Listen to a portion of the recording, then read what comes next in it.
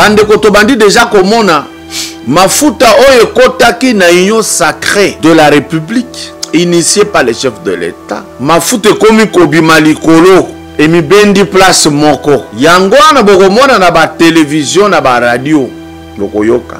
Ba mafuta oyo bakotaki moye ba bomba ma ekozala pasi bakobima likolo. Rappelez-vous la parole ya Sama Lukonde, Premier ministre Alobaki, na ko privilégier ba jeune, oyo baza na compétence, na ko boya député comme ministre. Et vous aurez de tout. Kadumbu TV, c'est du travail. Sikoyo, batu wana bazaki na calcul nini?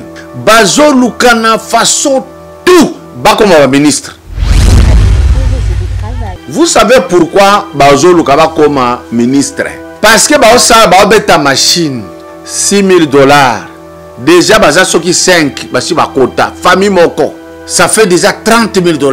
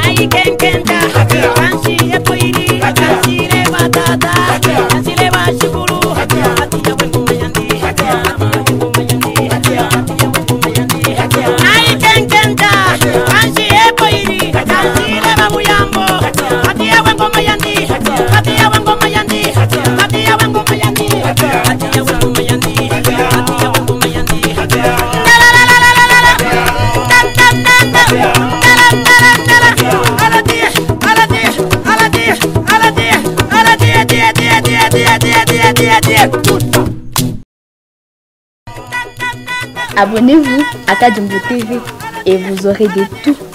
Kadumbu TV, c'est du travail. Abonnez-vous et faites abonner aussi les autres. Visiteurs et visiteuses, vous tous, hôtes des tout rangs, vous qui venez à Mbujimayi et visiter la terre promise, voici un bon cadre pour votre repos, réflexion et quiétude. L'hôtel Gloria. L'hôtel Gloria, le meilleur de son genre et l'unique en sa qualité. Voici ce qu'organise pour vous l'hôtel Gloria. Hébergement avec 3 types de chambres, à savoir chambre simple, monobloc, appartement. En plus du logement, vous avez droit au transport des clients assuré depuis l'aéroport jusqu'à l'hôtel. Le déjeuner, la connexion internet gratuite et fluide. Une baignade à la piscine assainie. L'hôtel Gloria organise un service de restauration de qualité très rapide et méticuleux sur plusieurs points de vente que voici. À la terrasse VIP, au salon VIP et au restaurant avec des cordons bleus ou cuisiniers experts en cuisine de toutes les nationalités sur terre. L'hôtel Gloria organise également pour vous un service de blanchisserie avec son pressing ultra moderne qui répond aux exigences de nos aimables clients. L'hôtel Gloria organise pour vous un service de location des véhicules à un prix défiant toute concurrence. Une salle de spectacle pour toutes vos réunions et fêtes de mariage. Passer un séjour à l'hôtel Gloria, c'est se donner la chance de vivre très longtemps sur terre car les meilleures conditions de vie contribuent à la longue durée de vie sur terre. L'hôtel Gloria est situé au numéro 71, quartier Kachala-Bonzola, dans la commune minière de la Kanchi. L'hôtel Gloria vous offre une occasion de vous amuser et vous détendre dans une boîte de nuit incomparable pour ceux qui veulent danser et se défouler. L'hôtel Gloria, c'est le meilleur de sa série. L'hôtel Gloria, c'est l'avant-goût du paradis.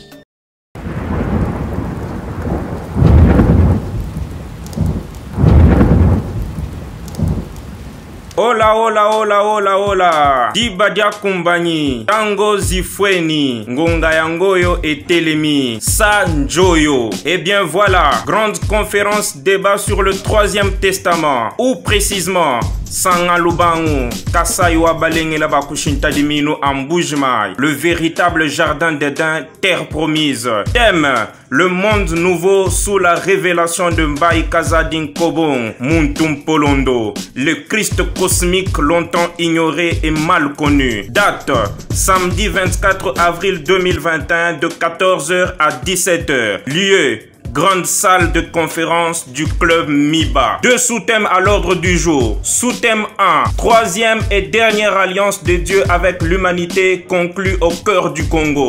Preuve de son authenticité et profondeur de sa mission. Waouh! Ici, il y aura un démantèlement de plusieurs mensonges millénaires infiltrés dans les 2 premiers testaments. Sous-thème 2. Kasai, seul testateur de la 3e alliance et véritable libérateur du Congo-Afrique.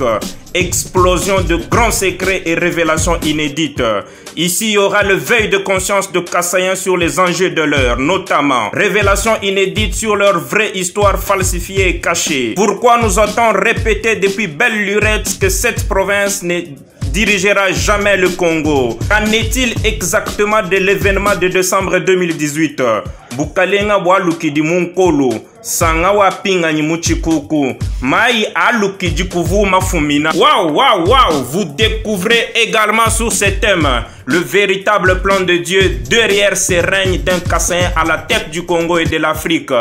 Venez suivre de grandes révélations hyper importantes sur l'avenir du Kasaï et du Congo-Afrique. Eh oui, Kasaï, terre élue par l'éternel Dieu et porteuse d'un grand message divin pour le salut du Congo-Afrique et de l'humanité tout entière. Prenez rendez-vous, une manifestation à ne pas rater. Pour tout contact, 081 650 14 65, 085 089 20 62. C'est l'heure de la vérité avec le 3e testament. Soyez le bienvenu.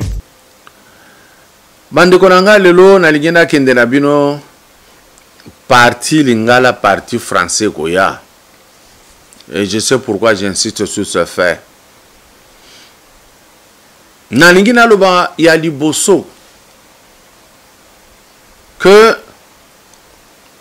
l'isolo ya union sacrée na minute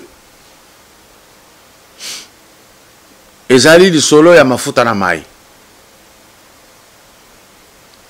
Tango bazui kantini oyo aza na bido ya mafuta kutu mafuta eza ebele te, oyo aza na bido ya mai mwa mai eza ebele, bazosopa yango nyonso na moma moko ekende na kantini. Ekozala difficile oyeba nini koleka na minute wana. Après tango botiki tamoko okomona mafuta ebendani bendani et puis etikali likolo ya mai emonani ke mafuta yango oyo. Bandeko to bandi déjà komona mafuta oyo ekotaki na union sacrée de la République initié par les chefs de l'État. Mafuta komi kobima likolo et mi bendi place moko. Yango na bokomona na ba télévision na ba radio bokoyoka. Ba mafuta oyo bakotaki moye ba bomba ma ekozala pasi bakobima likolo. Boko banda koyoka bango na munoko ke union sacrée kosimba te po balandaki mbongo kuna.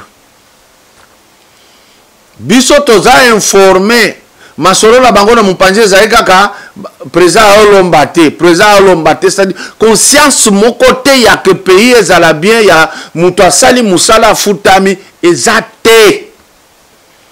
Vous allez les entendre, mais sans imagine à bango, sans imagine à bango nazo répéter.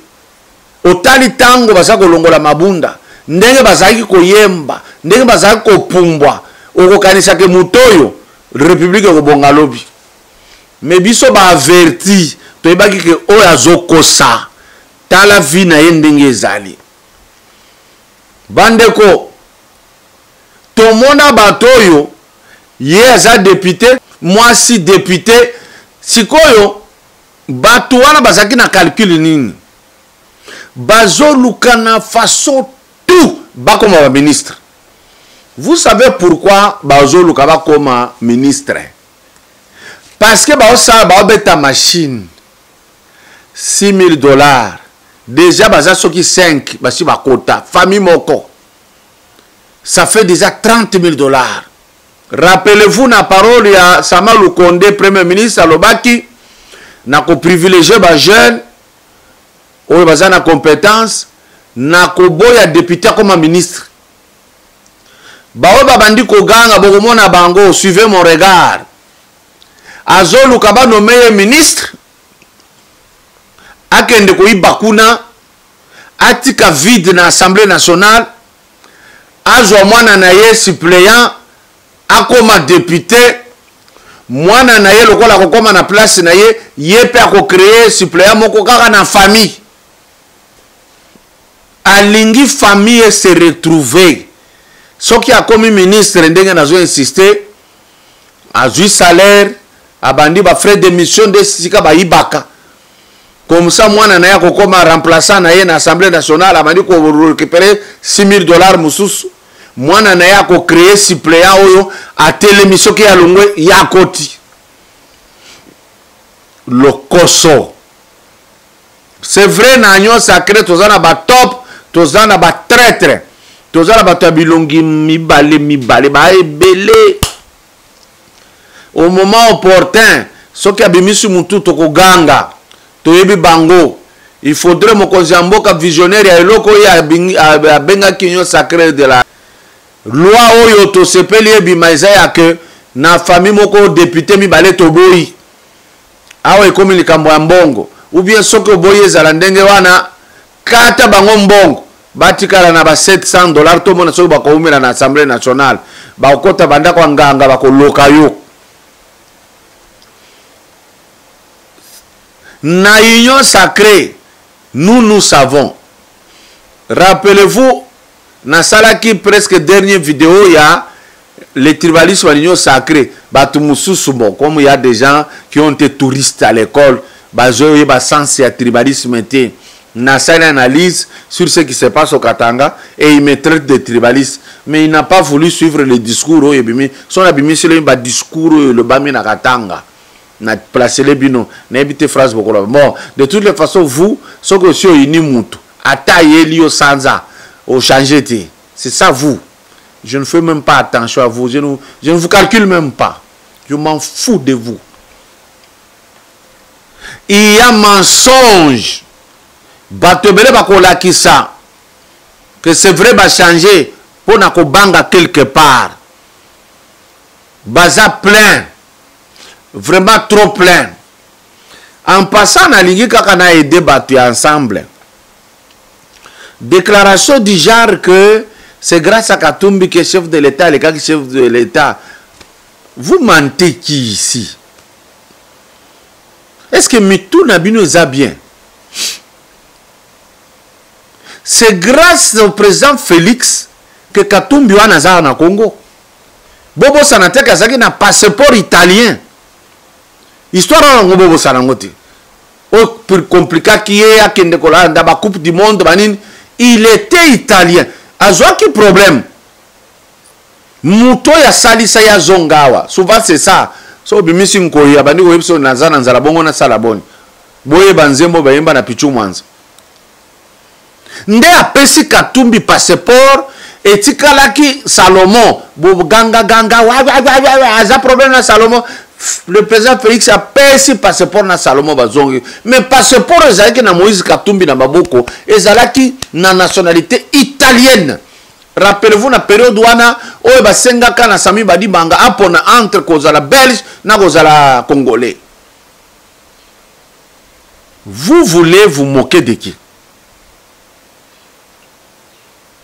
Nani oyo azalaki ayena kasumbalesa azokengela boye na musika kabila boye ya kote, ce n'est pas Moïse Katumbi.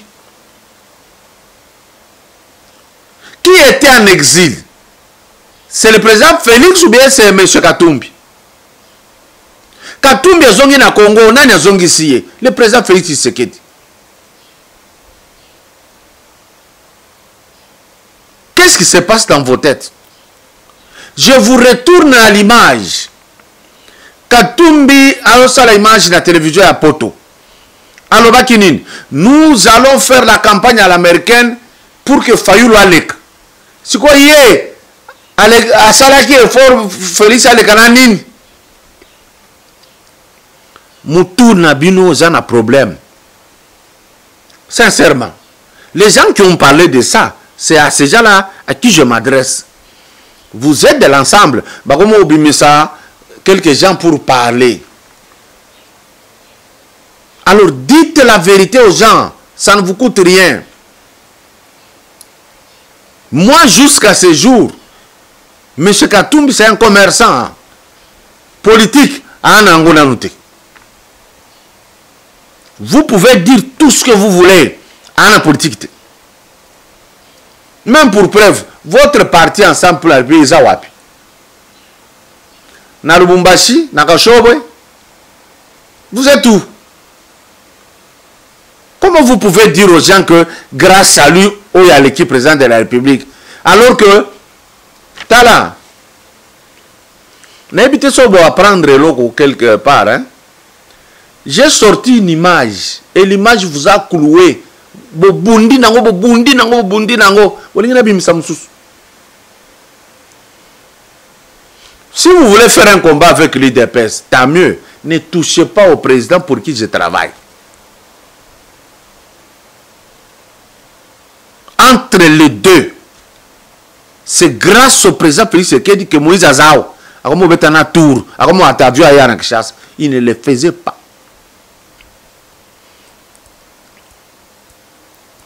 Jean-Pierre Bemba Yakawa, alala li banda na GB. C'est cet homme-là, président Félix Tshisekedi, a zongi sa nanda. Tango insécurité, Zali Kolanda, Jean-Pierre Bemba, c'est ce président-là, Azou Bagarre d'après Jean-Pierre Bemba. Votre haine va vous exterminer. Je voudrais encore signaler Eloko Moko. Bosala anango attention te. Botala ba politicien baza ba meti. Bokuta bango baza isika moko. Est-ce que bosala attention? Bozonga bo banda kotala tel meti oche, tel meti oche. Tala na plateforme politique isika bazali ba place moko. Est-ce que ça par hasard na leki?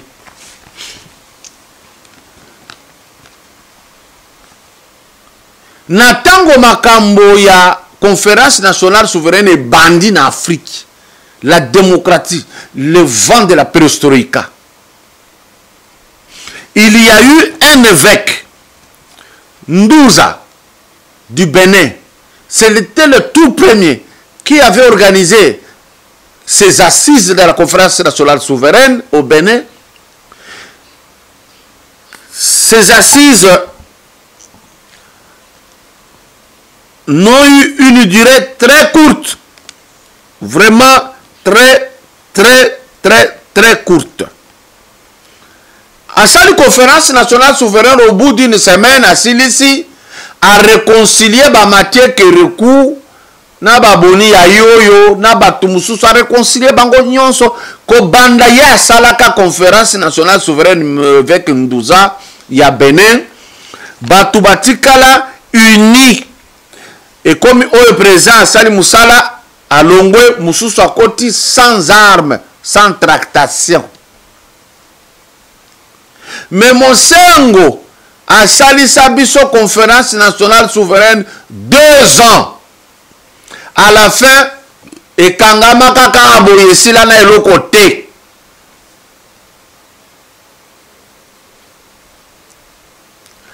Et après, guerre koti po na buzo bawana.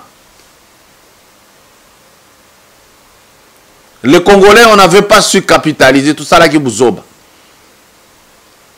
Aujourd'hui, c'est cet homme-là que vous voulez amener.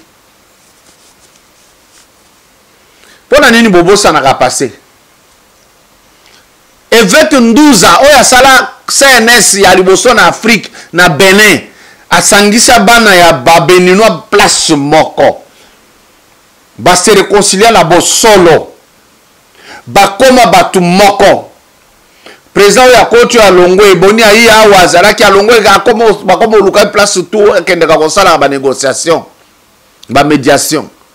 Mais ouais, ya Mosengo tobeta nango 2 ans, 2 ans. Et puis, il peut ça le côté. Soukaranyos, guerre kota. Je réponds à quelqu'un qui n'a pas compris ce que j'ai dit. Parfois, les amis français, bolimbisanga na koti na lingala. Na lobaki boye. Na ba cardinaux ya monde entier na l'église catholique, 9 bazalaka pembeni ya pape. Parmi les 9 mutumundu moko zalaki zaki Mosengo, balongola yi. Je n'ai pas dit que Balongola est une église catholique, je dis Balongola Kaye. Le type veut dire que Kolongwa Mosengo qui cardinal na Congo est pour Akola qui faut. Bachaki Bajiter Simanaye et Zalaka pour Balongola yo. Parce que cardinal Balongola Kaye est un exercice au moins à Koufi. Nde Bazu Mutsusu. Mais Mosengo c'est le seul cardinal au Yazana Bomo Balongola. Atika l'église catholique mais balongola yé. Ne confondez pas ba prêtre au na église catholique. Confusion na bino za munene. Balongola ka yé nde ambongo ye kokota to bandi ba aventure à Tintin au Congo. C'est ça la vérité. Maintenant na lingina préciser au sous Utembi balobaka ke Fayulu gagné na 62%. Ba gangi ba komela ka même Union africaine. Ba bengisaka bango na Nations Unies. Ba komaka kuna batuna bango. Bola ki sa preuve que Fayulu alekaka ya solo na 22% na 62%. Yoka réponse na bango. Balobi te to travaillaki sur un échantillon. Tozwaki eloko mwa muke eloko ngo bazwaki na Kinshasa balobi tango bamonaki que Fayulu a gagné na Kinshasa nde ba supposer que za ndenge moko partout yoka raisonnement ya bato et le Congo est resté avec ça dans la tête bato ebele bazokanisa que Fayulu a gagné ka ba longoli ba point nini ba prêtre catholique ne ba bema confusion wana ba travailler na Belgique na France. Batravakana Barab, Bamo Ibrahim, Chole l'avait déjà dit. Qu'est-ce qui se passe avec vous? Aujourd'hui, Nalingito Landanabo Kebi. Interview ya actualité.cd. Madame Mokoya.cd a interviewé Fayulu sur les recensements.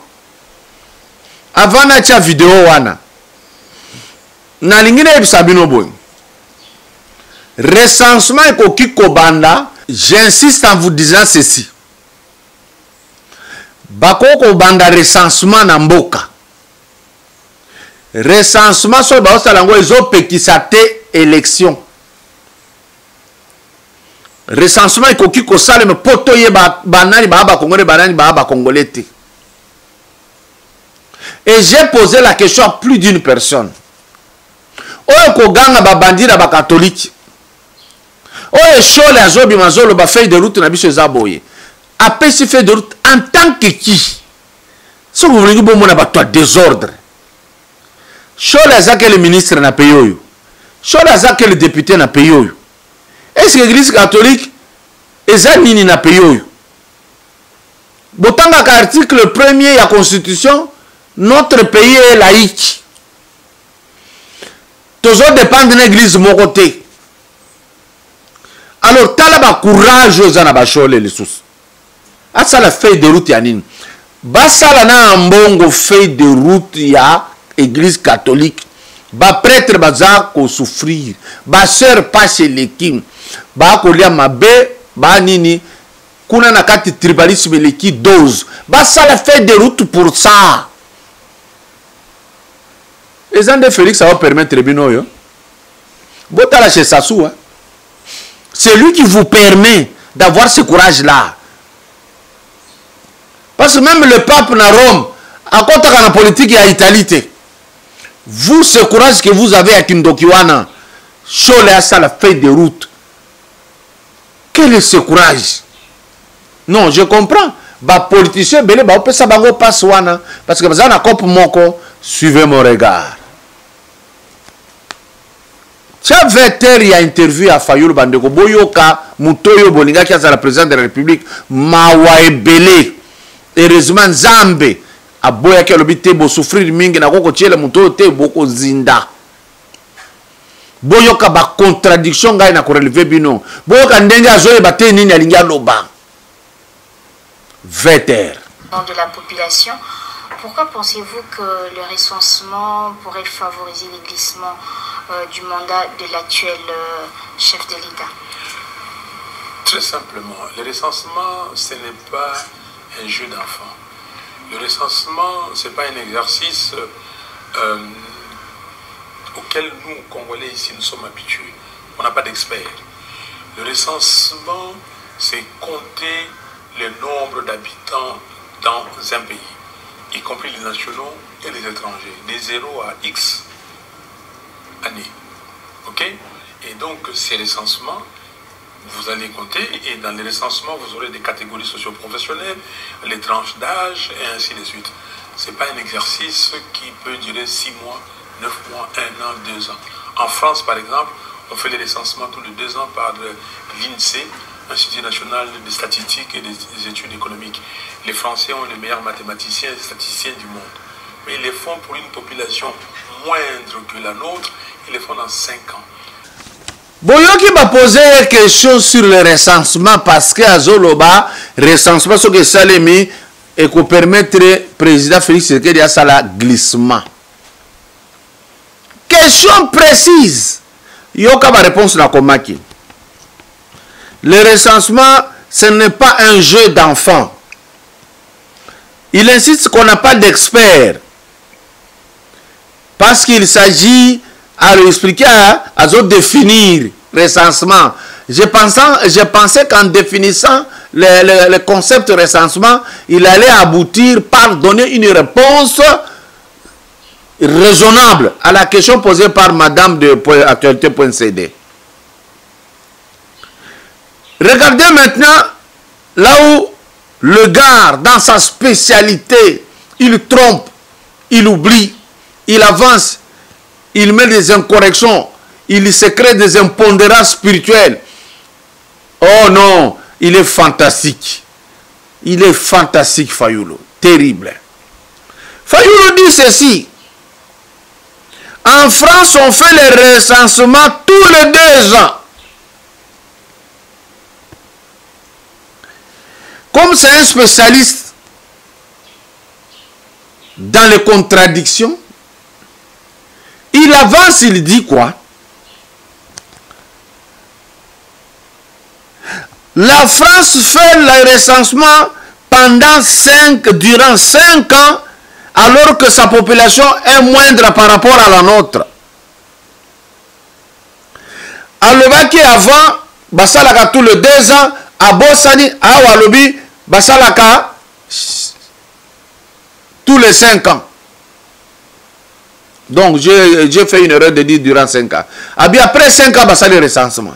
Mais avant, à Walobi, 2 ans, basali recensement. Lokola, alinga kokosa.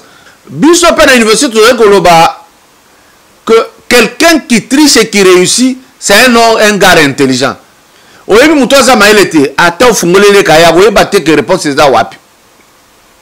le cas, malheureusement, que nous avons.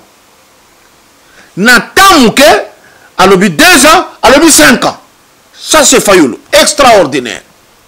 Il dit que Bichot est plus nombreux que les Français. Est-ce qu'il peut nous dire statistiques qui est vrai dans le Congo Zanine? Tant que la recherche, voici ce que j'ai trouvé. Nous sommes 91 608 655 nombre d'habitants. Site Moussousou, nous sommes 107 millions. Il y a Liboso 91 millions. Il y a Mibale 107 millions. Il y a 166 millions. 80 millions. 85 millions. 55 millions. On ne connaît pas le nombre de Congolais. D'où Fayoulou, quand tu dis que tu dépasses le français le nombre, hein, c'est par hasard aux Zoloba. Par hasard. Veter na sengi na ingénieur Diakanoa. Zongi saka place Fayoulou na début. Au Koloka Zoloba. Basta la recensement tous les 2 ans. Et puis après, à Bossa ils le font dans 5 ans. Pour une population moindre que la nôtre. Zongi c'est à début. Balanda, bolanda bien. Ouais, il y a le président, il y a la République. Bolanda. En France, par exemple, on fait les recensements tous les 2 ans par l'INSEE, mais ils les font pour une population moindre que la nôtre, ils les font dans 5 ans. Bolandi, voici raison Fayoulou à Petit Chikoyo. Pour Naya Zoboya, tout ça la responsable pour la raison d'une. Alobi, vous allez compter qui a Minembwe. Autrement dit, il veut dire que Minembwe Zaba tout inde bazakuna to compter nan. Bien sûr, to compter kuna na Minembwe, to compter congolais, to compter tout qui bazaba étranger. C'est ça qu'on va leur dire. Que ici au Congo, à Minembwe, nous avons autant d'étrangers tous. Bazaba la carte d'identité la bisoté. Il continue. Fayoulou dit, il faut un gouvernement légitime. Les animateurs légitimes pour arranger la situation. C'est quoi on a posé la question, hein? Fayoulou le Biozaki, président élu, que va voter qui on a Congo Mobimba. Ba bimisakana ba nombre ya bato ba voter na est. Pour la élection ayo, kuna na est salema qui sans problème. Pour le recensement Est est commis dangereux. Vous voyez votre président. Pourquoi vous avez un recensement? Papa de Kanazongi sa place sur la porte à Toubaka créer Biloko Moussoso. Et si Kakakazo Loba, vous allez compter qui a Minembwe au Bandeliwana. Na ndenge pona une solution pour un gouvernement légitime. Tia parti wana. Et vous allez à Minembwe compter qui? Vous allez recenser qui à Minembwe? Experts, vous avez qui va faire les recensements? Le ministère du Plan, ils ont des experts, ils ont des moyens. L'Institut national de la statistique, INS, est-ce qu'ils ont quelques experts, mais est-ce qu'ils en ont un nombre suffisant pour faire les recensements? Vous venez de suivre. Mais Fayoulou était en campagne na Est. Asala qui campagne en dengeni na babeni na bakote. Basala qui en dengeni.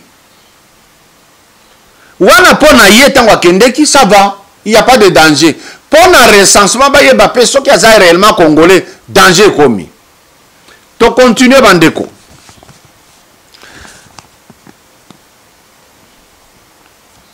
Fayoulou azolo baboy.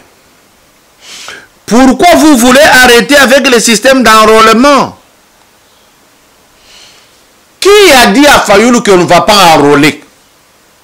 Pour arriver aux élections, pour aller voter, il faut être un enrôlé ou il y a une carte d'électeur. Pourquoi vous voulez arrêter? Donc pour Fayoulou, il veut nous dire ceci. On n'a pas besoin de carte d'identité au Congo. On n'a pas besoin de connaître qui sont Congolais, qui ne le sont pas. Tout ça, c'est un enrôlement. Pour y avoir un poste à la candidat. Pour un mbongo ya bato, Baliaki Amo Ibrahim. Mbongo ya bato ya Soros. Mbongo ya bato ya Kagame. Groupe na bango la muka bayebi. Mbongo ba pesaka bango. Chole l'a dit. Mbongo ba ba Suède, ba Finlande. Ba pas ba arabe. Basi ba telemini bango. Mais tout l'anda sikoyo. La spécialité fayoulienne, contradiction flagrante. Il dit quoi? Après, vous allez demander, tant qu'on évolue ce qu'il à Bossani qui a l'obaki, il faut tout un enrôlement. Maintenant, il dit, Après, vous allez demander aux recensés de s'inscrire sur la liste des électeurs. Ah, vous allez reconnaître que Batoe Bakozala recensé, Nde Batoe Bakozala candidat à l'enrôlement et fixer leur nom sur la liste des électeurs. Le gars a oublié. Il continue. Il dit,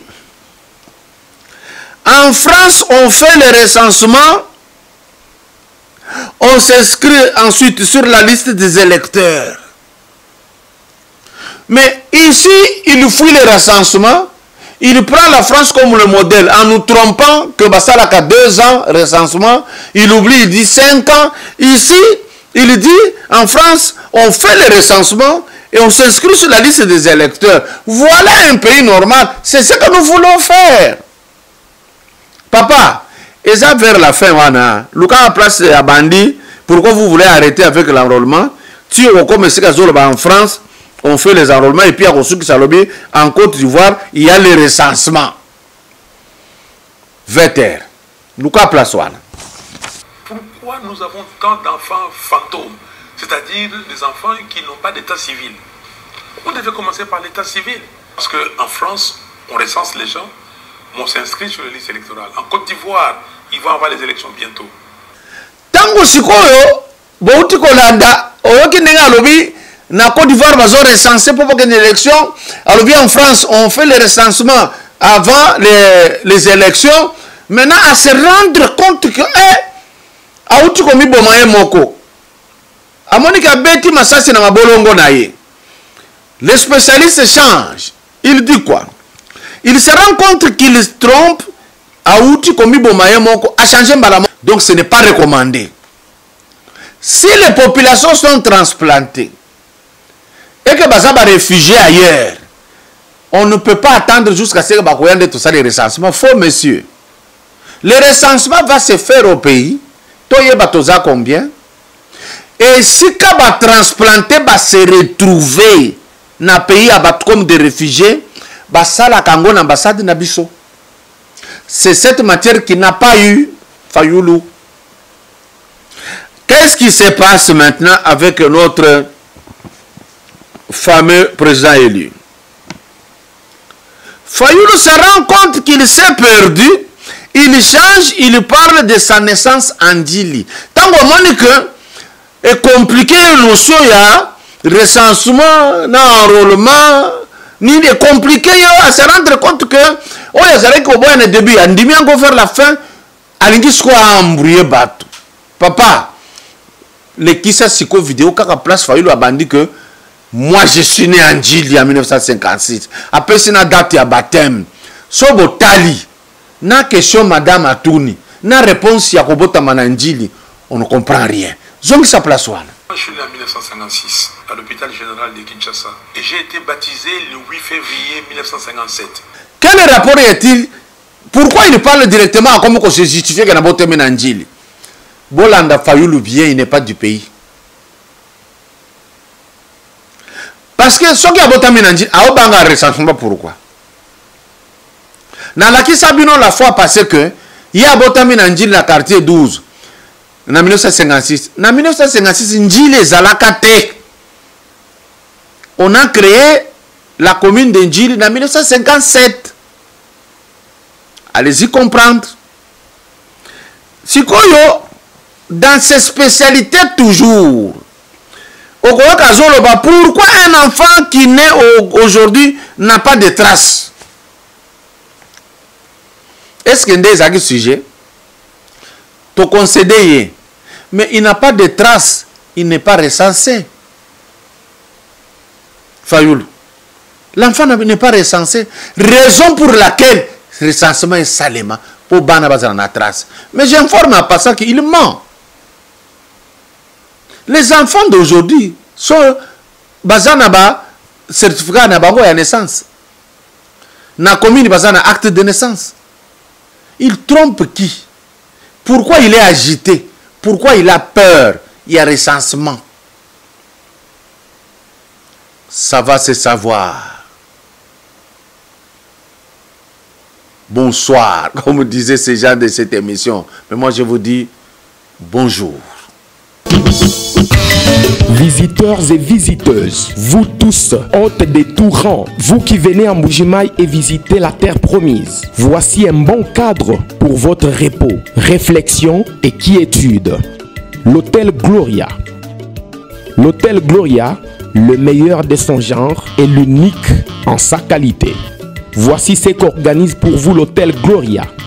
Hébergement avec 3 types de chambres, à savoir chambre simple, monobloc, appartement. En plus du logement, vous avez droit au transport des clients assuré depuis l'aéroport jusqu'à l'hôtel. Le déjeuner, la connexion internet gratuite et fluide, une baignade à la piscine assainie.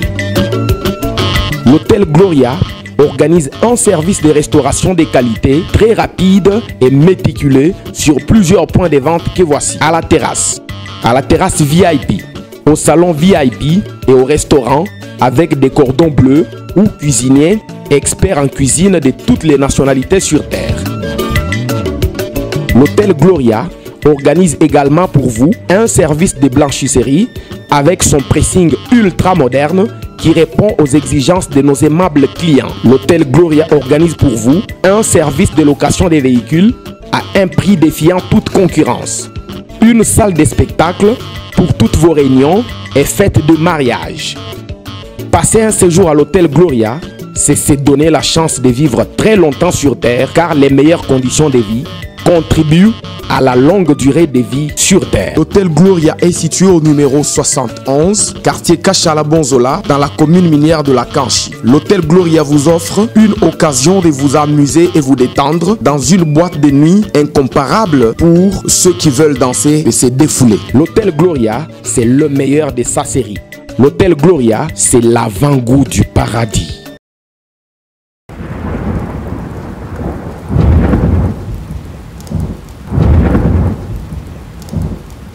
Hola, hola, hola, hola, hola. Dibadia Kumbani, Tango Zifweni, Ngonga Yangoyo et Telemi, Sanjoyo. Et bien voilà, grande conférence débat sur le 3e testament, ou précisément Sangalubangu, Kasaiwa Balengela Bakushinta Dimino en Mbujimayi, le véritable jardin d'Éden, terre promise. Thème, le monde nouveau sous la révélation de Mbaye Kazadin Kobong, Muntum Polondo, le Christ cosmique longtemps ignoré et mal connu. Date, samedi 24 avril 2021 de 14h à 17h. Lieu, grande salle de conférence du club MIBA. 2 sous-thèmes à l'ordre du jour. Sous-thème 1. 3e et dernière alliance de Dieu avec l'humanité conclue au cœur du Congo.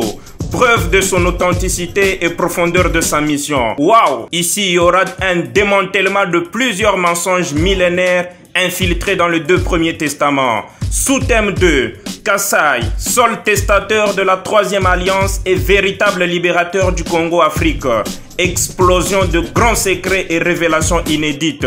Ici, il y aura le veille de conscience de Kassaïens sur les enjeux de l'heure, notamment révélations inédites sur leur vraie histoire falsifiée et cachée. Pourquoi nous a-t-on répété depuis belle lurette que cette province ne dirigera jamais le Congo? Qu'en est-il exactement de l'événement de décembre 2018?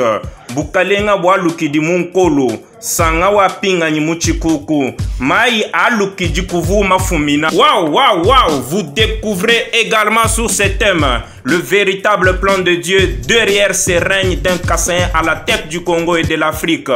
Venez suivre de grandes révélations hyper importantes sur l'avenir du Kasaï et du Congo-Afrique. Eh oui, Kasaï, terre élue par l'éternel Dieu et porteuse d'un grand message divin pour le salut du Congo-Afrique et de l'humanité tout entière. Prenez rendez-vous, une manifestation à ne pas rater. Pour tout contact, 081 650 14 65, 085 089 20 62. C'est l'heure de la vérité avec le 3e testament. Soyez le bienvenu. Abonnez-vous à Kadjumbo TV et vous aurez de tout. Kadjumbo TV, c'est du travail. Abonnez-vous et faites abonner aussi les autres.